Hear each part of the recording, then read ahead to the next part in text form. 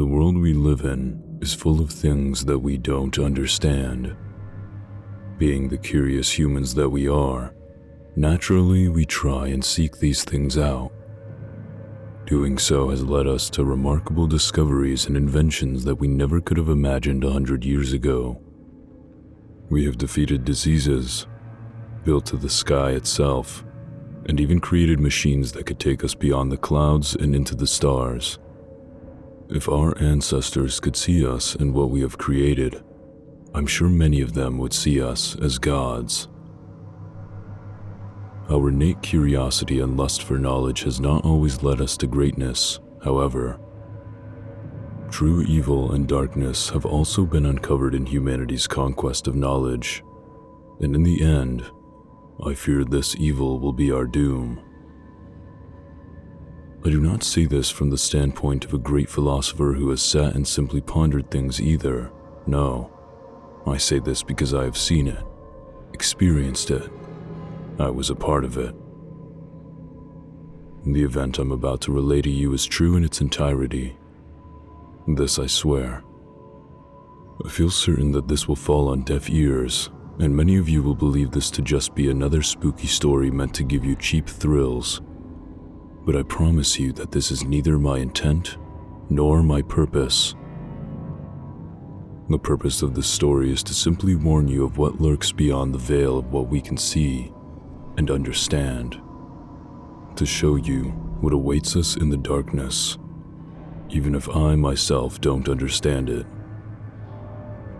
What I'm about to tell you has happened, and I feel certain it will happen again. In 1971, a not-so-well-known scientist began preparations for an extremely secretive project known simply as the Harbinger experiment. I would like to keep the identity of the scientist a secret for personal reasons, so throughout this recounting I will refer to him as Zimmerman. Zimmerman's background is unclear at best beyond 1971. All that is known about him before that time is that he had grown up somewhere in Maryland with the strange fascination of the occult and supernatural. This later made him an outcast among his fellow scientists due to how scoffed upon the metaphysical was, and still is. But at the time, Zimmerman's opinions concerning the otherworldly were not the sole cause for him being an outcast, though. It was his methods that made him widely unaccepted among his peers. Zimmerman was well known during his time for being ruthless and cold beyond measure. He never cared about the means. All that mattered to him was results, and if he predicted the results to be valuable enough, anything would be worth obtaining them. It was this insatiable and brutal lust for the truth that made him feared among those that knew of him. And the few that knew of him and did not fear him believed in him and followed him and his work closely. The word Harbinger itself has such a mysterious and intimidating taste to it. Maybe it's the way it rolls from our tongues, or maybe it's simply due to its association with the project. But the word always seems to carry a certain amount of doom with it, which would make sense. The word itself means to warn or forebode. I can't imagine Zimmerman's reason for giving the experiment this title, but in retrospect it fits perfectly. Zimmerman came to a select few, me being one of them. He told us he was working on something big, and that he needed people who could keep confidentiality and not spread idle gossip of his work. While he did not fully trust some of us, he did know that we were professionals and that for some reason or another, we were all in dire need of employment. I had worked at the local clinic as a doctor, but I was caught stealing medication and was promptly fired. This left a very dark mark on my resume, so work was hard to find. I was also a native to Alaska and lived near where the experiment would take place, so I guess you could say I was a convenient choice. As you can imagine, I jumped at the opportunity. It was hard not to when I saw the payout. 15 of us were hired in total. Some were colleagues of his that had been working with him for a while. Some were maintenance workers and a few were hired as private security. I was the only medical professional to be hired. It is still a wonder to me how he even attained the funds necessary for this experiment. I would not be wholly surprised if his financing was not entirely legal. But legal or not, I needed the money and he was paying. Looking back, it's a decision I have come to regret. After Zimmerman obtained his money, he used it to buy a relatively large plot of land deep in the frozen wilderness of Alaska. Upon that piece of land, Zimmerman built a concrete structure, not dissimilar to a bunker in fact. The sole difference being that its goal was to keep any potential damage contained within the structure, rather than keeping it out. Most of the structure dug underneath the earth, which had the effect of making the underground complex seem so much smaller than it really was from the outside. As would be expected, there was only one way of entering and leaving the underground structure, and it was via a ladder that led from a small unassuming concrete building on the surface, which I will refer to from now on as the entrance building, to the network below. After everyone had gone to bed at night, the hatch that contained the ladder would be sealed off with a very large and thick metal lid. Zimmerman was very strict about this. Located not too far away from the entrance of the building was a series of wooden cabins that would serve as the sleeping quarters for the staff Zimmerman had hired. Compared to the entrance building standing on the surface, the underground system was massive. At the center of the complex was the control room. This is where all the facility's electronics and such were linked to. This included security cameras, lights, and door controls. Consoles, monitors, and computers lined the walls of this large central chamber. This is also where the ladder in the entrance building connected to the underground complex. Connected to the control room were 3 doors. One led to a smaller room that served as the infirmary. Another door led to a break room, and the last door led into the hallways. The hallways are where the complex began to feel extremely eerie. They were for some reason laid out in an extremely confusing scheme that led in circles into complete dead ends. These hallways made up a vast majority of the complex, and it would be very easy to get lost in the maze if you were unfamiliar with the complex. But if you knew where you were going, you would find yourself in the middle of 3 8-by-8-foot rooms before long. Each room had a camera hooked up to one of the corners of the room, and all 3 of those cameras were connected to a corresponding monitor in the control room. Cameras were also scattered throughout the hallways so that whoever was watching their corresponding monitor could see anywhere they wanted to, when they wanted to. Thick metal doors stood at the entrance of the 3 8-by-8-foot rooms, and in order to open them, you would have to enter a 4-digit code into a panel located near the door. I remember when I first arrived at the complex how badly the hallways frightened me. I have always been claustrophobic, and those hallways were so very narrow. The noise, or more accurately the lack of noise, was also a tremendous source of fear for me in those bleak, narrow hallways. It was always so unnaturally silent, as if the entire world had stopped moving. It really made you feel like you were trapped down there. Thankfully, though, I only rarely ventured into those hallways, for I was the only medical professional in the facility, and I had virtually no reason to go into them. In the beginning, I found it so peculiar that Zimmerman would ask for a medical professional like me on a project like this, but by the time it was all over, I understood why. The official purpose of the Harbinger experiment was to test and observe the effects of extended isolation on the human mind. This is what was listed on reports being sent out at least.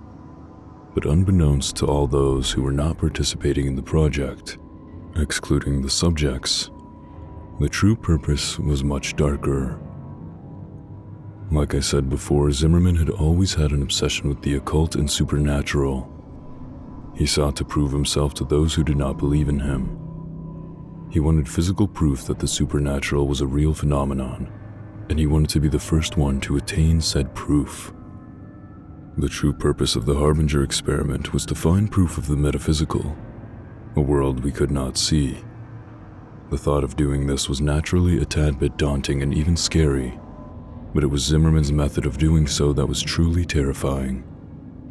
Zimmerman believed that he would be able to open a portal between worlds momentarily, allowing 3 random entities to cross over to our world, and each one of these beings would be trapped within one of the 3 rooms.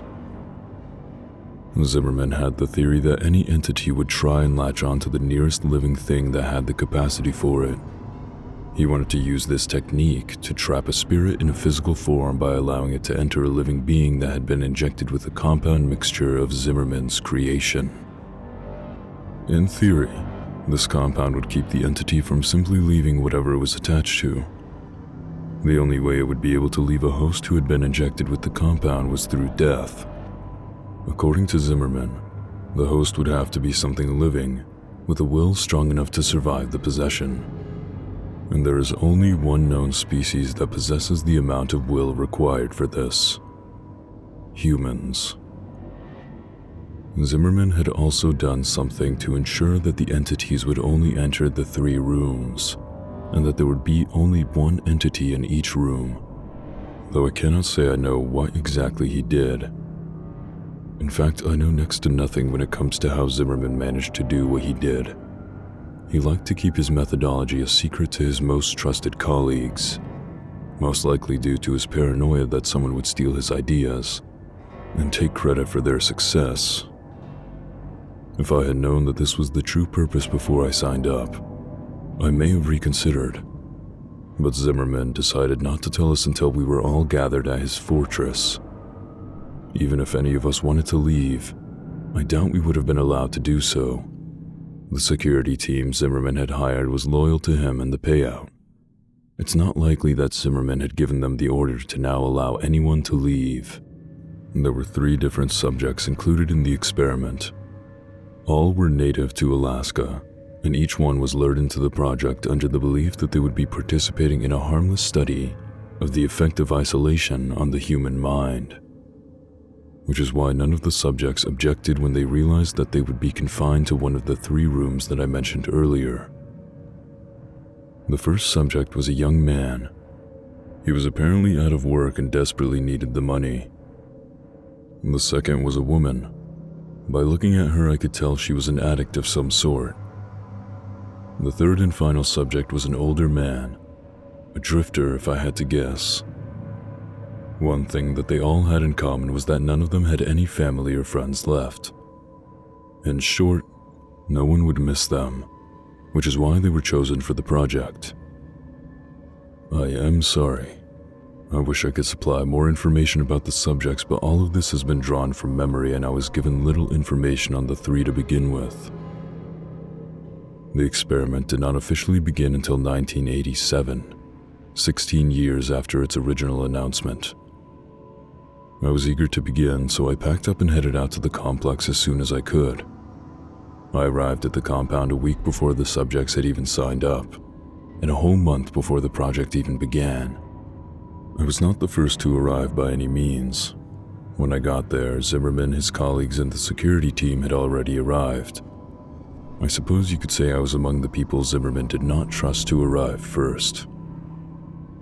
Everyone had arrived about a week before the experiment began. There was a noticeable rift between those who were simply there for the money, like me, and those who were followers of Zimmerman. On October 15th, 1987, all the preparations were in place. The subjects had been sealed in their rooms. The cameras, lights, and speakers were fully operational and all the staff members had settled in. The time had come for the experiment to officially begin. Zimmerman asked everyone to report to the control room around 9 p.m. to witness the beginning of the experiment.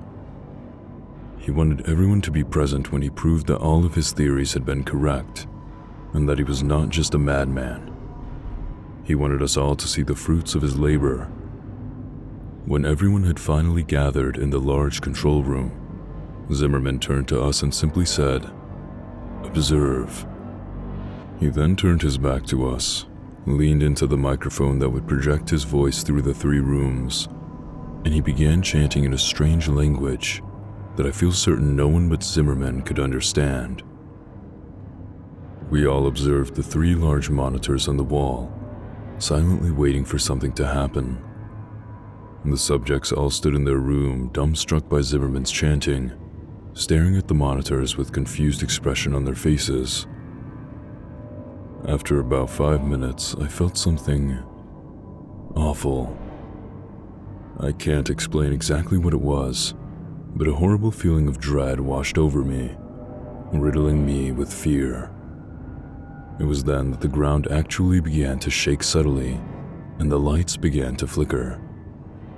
Zimmerman continued chanting into the microphone as if nothing was off or wrong, while the subjects began dashing around their rooms, screaming for help.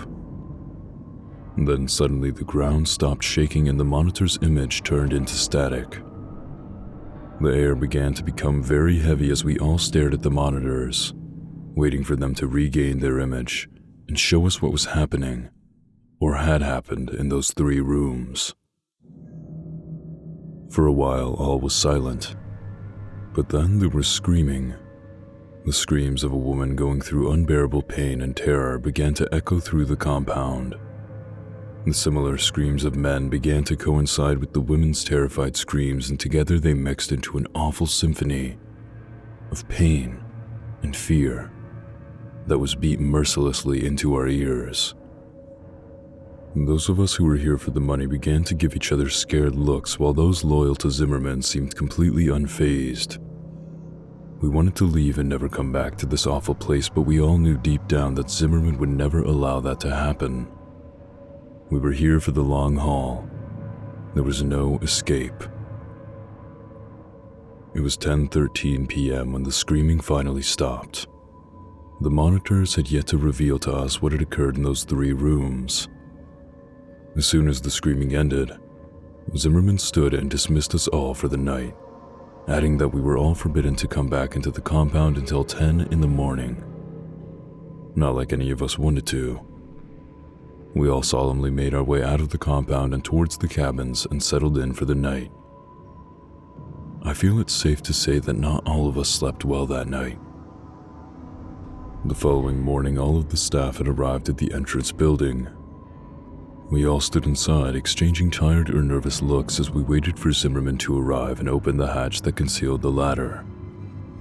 I could see palpable fear in the eyes of some of us, while others did not seem to have been remotely affected by what happened last night. Zimmerman showed up 5 minutes after 10, apologizing for his tardiness as he came through the door of the entrance building. He opened the hatch and, without any hesitation, began descending the ladder downstairs into the black abyss. He almost seemed enthusiastic. I was the first to follow behind Zimmerman's dark descent into the facility. It seemed that the farther I climbed down, the more the darkness closed in on me, as if it was trying to swallow me whole. And as I climbed deeper, I couldn't help but feel that this place was different somehow. While before there was only the unsettling concrete hallways and rooms, now there was something else. Something made the eeriness feel so real and personified. I felt like a horrible and gruesome scene awaited us down there. But I continued climbing downward, despite my fear and my hesitation. This was no longer just a spooky bunker. There was darkness and malevolence in the air. A true evil now lived here, and I could feel it. We all could.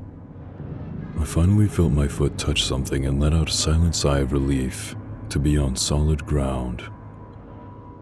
Almost as if on cue, the light bulbs came alive, dousing the room in their warm and welcome light.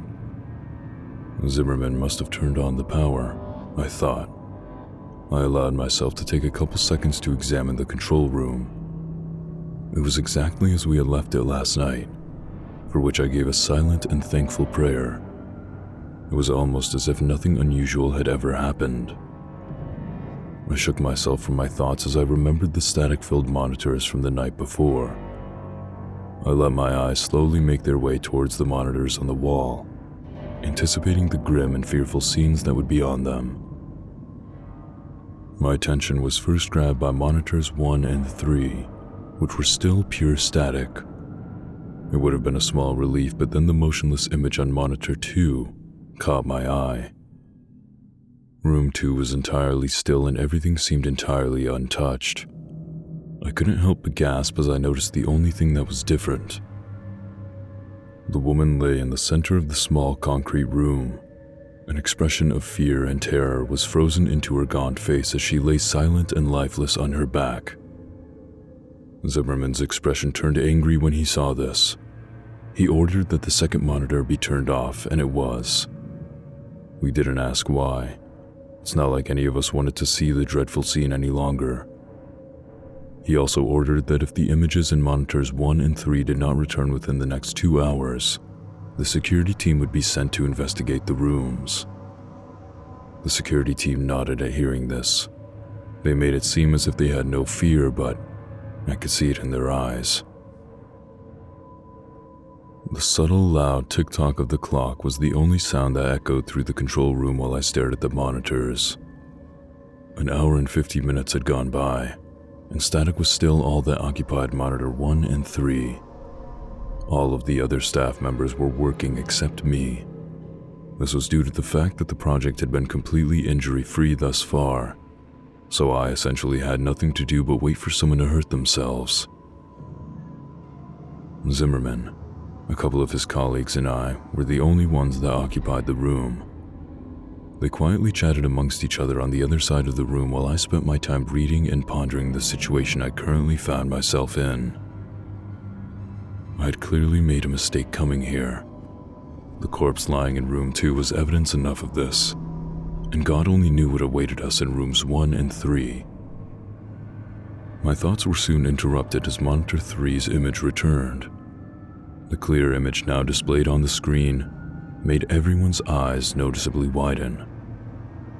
What was displayed on the monitor was horrifying. A humanoid thing stood in the center of the room, staring directly at the camera, unmoving.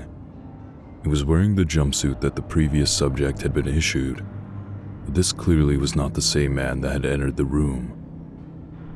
What caught my attention first was its eyes. They were solid black and twice the size of normal human eyes.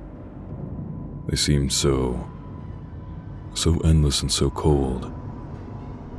Its head had also grown with the eyes in such a symmetrical and unsettling manner. The being had also shed all of the hair it once had, and even from the monitor I could see how unnaturally smooth and clear its skin was. It had also seemingly grown in height and stature, which could be seen in the fact that the jumpsuit was now obviously far too small for its wearer. Its limbs had grown especially long. Its arms hung almost as low as the creature's knees. What we were looking at was in no way the same man we had sent inside. Fear. Fear was all I felt as I continued to stare into the monitor at the thing in my room, and my fear seemed to be shared by those around me, which made me feel kind of good. It may sound awful, but it was a bit satisfying to see that Zimmerman and his colleagues could feel fear too. But at the same time, it was worrying because this showed that this was not part of Zimmerman's plan. Something had gone wrong. We all stared into the monitor at the thing despite our fear. It was almost as if we were in a trance. My already present fear began to grow and spread rapidly through my body as I became lost in the creature's eyes, trapped in its terrifyingly hypnotic gaze. After what felt like forever, I managed to break eye contact with the creature and divert my attention from the monitor. And when I did so, I felt my fear levels drop considerably. After a short while, Zimmerman ordered his security team to make their way to Subject 1's door just as he said he would do. The security team left without question, armed only with batons and pistols. I focused my attention on watching the men progress through the hallways towards Subject 1's room via the cameras. Even through the not-so-high-quality cameras, it wasn't hard to tell that these men were afraid of what awaited them. Their heads were downcast as they walked, They did not possess the same confidence with them that they did when this project began. They looked like scared boys being sent off to a terrible war. Eventually, they made it to the door. We had perfect vision of them and the door via the hallway camera.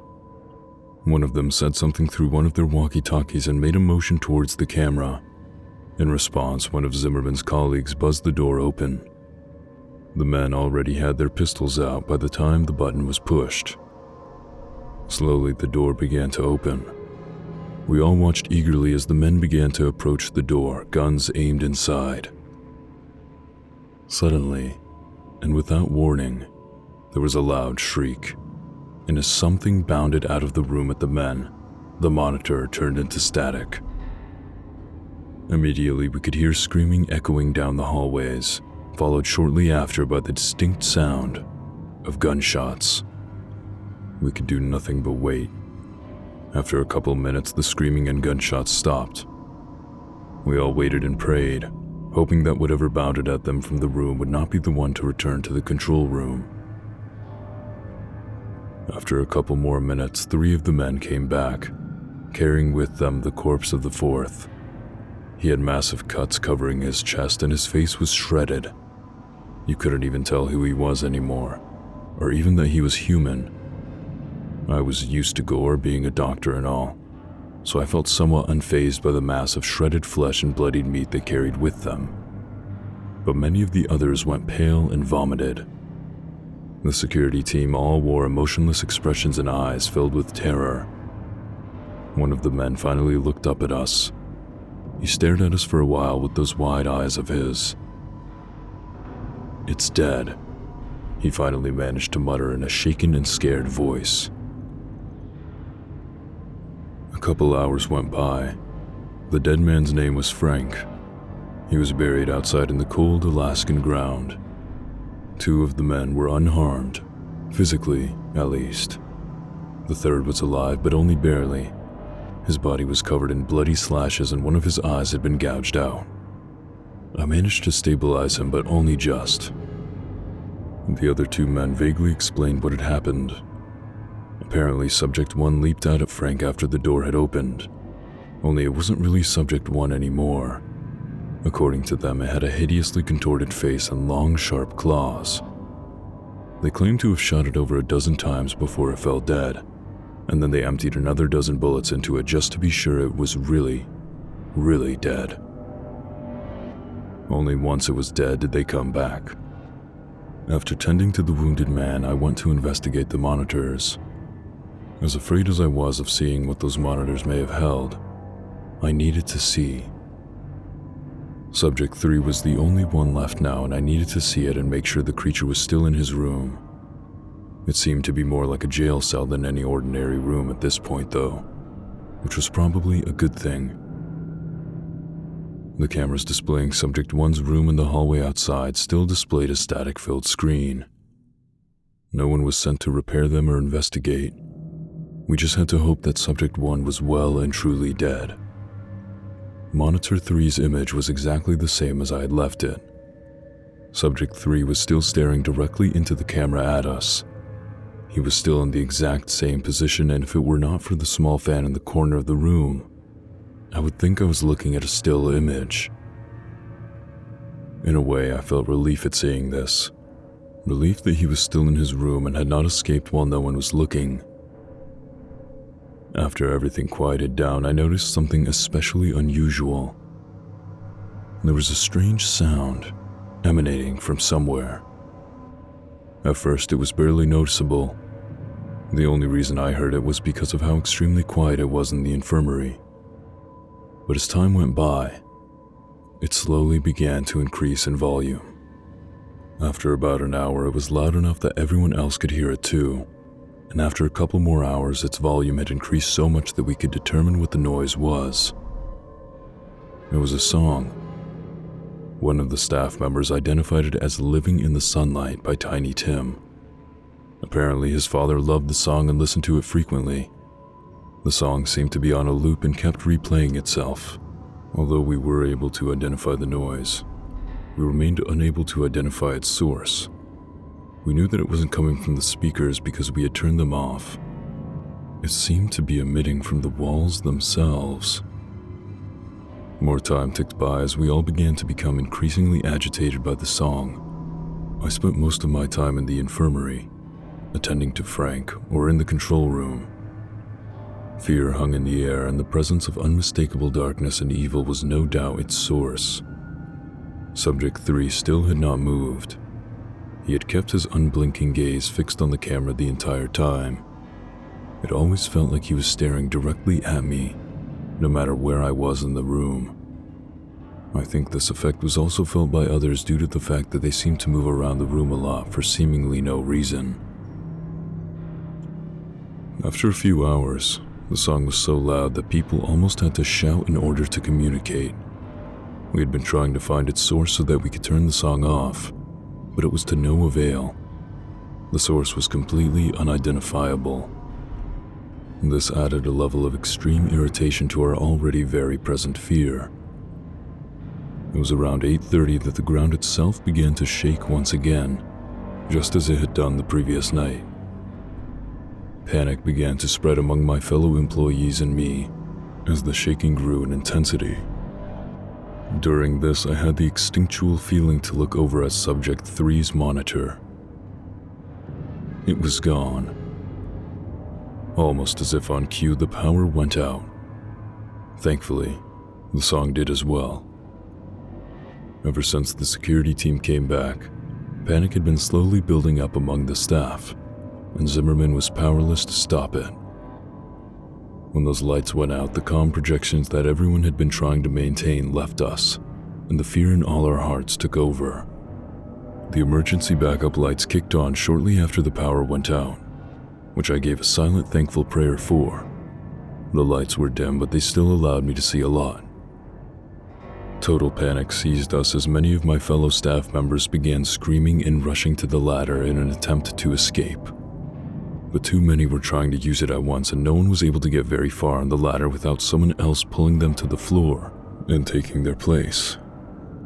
Zimmerman was shouting for everyone to calm down, but his dominating and intimidating personality had no effect here. His demands fell upon deaf ears.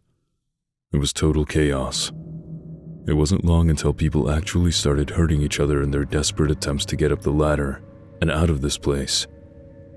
I could only stand against the wall and wait for my opportunity to escape up the same ladder. All the screams were soon silenced as the familiar hum of that unsettling song began to rise in volume again, only much quicker this time. And this time it was clear that the noise was coming directly from the maze-like corridors. People stopped fighting and shouting as all our attention shifted to the door that led into the hallways. The song quickly got louder than it had ever been before, which forced many of us to cup our ears with our hands in an attempt to silence the noise. Then suddenly, the song just completely stopped. Silence. That was all that filled the room as we all stared at the thick metal door in anticipation for what was coming. It felt like ages had gone by, but in reality it was probably only seconds before the silence was broken. The door suddenly and violently burst open and the music started again, louder than it had ever been before. The suddenness and volume caused many of us to recoil by falling to the ground and grabbing our ears in an attempt to block out the noise. I glanced up for just a second, and in the doorway stood a tall, smooth-skinned figure with long limbs and eyes so dark and malevolent that you could clearly see them in the dim lighting. After I got my bearings, I looked upwards at the creature once again just in time to see the thing pick up and rip Zimmerman in half in one fluid movement, dousing the room and everyone in it with his blood, intestines, and organs. I was no stranger to gore, but the sight of that was too much for me to bear. I hunched over immediately after seeing this and vomited all over the cold cement floor. That ladder is my only hope of survival, I thought to myself as I forced myself to a standing position. As my eyes rose along with the rest of me, I could see the thing ripping and tearing through the people as they scattered in an attempt to escape it. It was distracted, and as awful as it sounds, this was my only chance to get up that ladder. I forced my legs to move towards the ladder, trying to block out the terrified screams of my fellow staff members and the unbearably loud music. I could hear gunshots coinciding with the screams and terrible sounds of flesh being ripped apart somewhere in the mess of noise. I reached my hand outwards and felt a wave of relief wash over me as my fingers came into contact with the hard metal rungs of the ladder. I gripped them and began to climb upward as quickly as I could in my disoriented state, all the while praying that the monster would not see me and pull me off the ladder and back into the slaughter. It felt like at any moment I would feel one of its smooth hands wrap around my ankles and pull me to my death. But I eventually made it to the top. There was no question in my mind. I had to close the hatch and seal that thing down there, even if it meant certain death for my colleagues. I would not allow that thing to escape. I gripped the thick metal lid and began to push with all my might in an attempt to seal the underground complex off. Despite how dense and sturdy it was, the lid was surprisingly easy to move and did not take very much effort to push it over the hatch, even in my weakened state. In seconds, the hatch was completely covered by the dense metal lid. I collapsed on my side and began to vomit some more as exhaustion took over me. And as I lay there, I realized something. Aside from my labored breaths, the only thing I could hear was the faint echo of that song from down below. I felt as though I would lose more of my sanity if I continued to lay there and listen to that song, so I once again forced myself to my feet and began to make my way to the wooden lodge I had stayed in the previous night. It was where I had left my baggage and also where I had left the keys to my truck. Of the 15 staff members that took part in that forsaken experiment, I am the only one who survived. I have never returned to that awful place where all of this happened, and I don't intend to. The project was very secretive, and Zimmerman was the only one who knew all the details of it. And as far as I know, no one is aware of my involvement aside from me. In fact, I am probably the only one who knows what the Harbinger experiment truly was, let alone what actually happened. By now, you are probably wondering why I've told you all about something none of you should be aware of. Maybe you're expecting me to give you a speech about not messing with things you don't understand or something along those lines. I hope not, for I have no speech to give or lesson to impart. No. I began hearing a noise earlier today. Almost immediately, I recognized the noise as a very haunting and familiar song. I didn't even try to trace it to its source. I knew it would be pointless, and as the day has progressed, the song has increased in volume. It's loud enough now that I can very clearly make out the lyrics. I am completely unable to escape Tiny Tim's voice. It has followed me everywhere I have gone. Subject 3 is coming for me, and I know my time left in this world is extremely limited now. I guess you could say that I just wanted to tell the tale of the Harbinger experiment before it was lost forever. I hope that you will take some lesson from what I have recounted to you, but I think we both know you won't. Let's be honest, you don't believe a word of what I've just told you, and I don't blame you. I wouldn't believe me if I were you. To you, this is nothing more than something to get your cheap thrills from. You were probably mindlessly surfing the internet when you clicked a link and found yourself here, wherever here may be. And to be honest, I don't care if you believe me or not. Even if you do, it probably won't stop you from trying to uncover the truth of a darkness that few of us have ever seen. It certainly never stopped Zimmerman. If you want a lesson, look at what happened to him when he went seeking the truth. I pray that none of you will ever discover the truth, and I pray that none of you ever have to see the evil I have seen. I hope you all get to live in ignorance of what lies beyond the veil of what we can understand. It's here now. I can feel its black eyes burning into me just as I could all those years ago. I am as much to blame as Zimmerman is for the monstrosity that is now free to roam the world, even if I was not the one to create it. I'm sorry.